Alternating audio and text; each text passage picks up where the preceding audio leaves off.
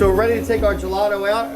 Our machine cut out at about 77 viscosity, so I think we are good to go. So we're going to shut our refrigeration off. I'm actually going to turn the RPMs up to get the product out.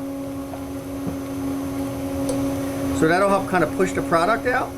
Nice part about our design here, it helps give the gelato a nice look as it's extruded.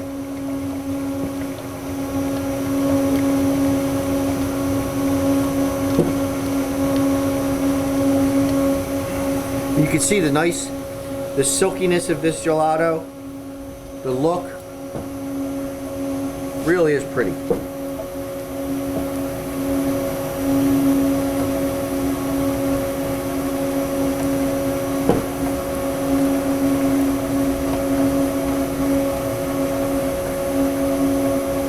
And we get a good pan out of our recipe. It's important to know that gelato is not like water ice. You don't want to smooth it over. You want to kind of jab it and give it kind of a design to it. Yeah, we actually have some tools. There's kind of gelato making tools that you can kind of clean the top of it and make it look pretty.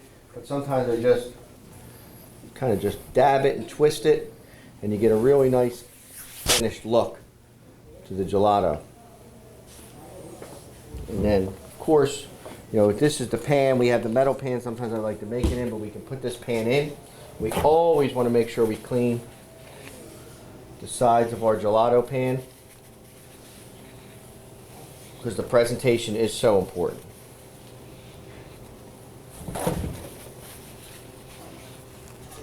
Okay.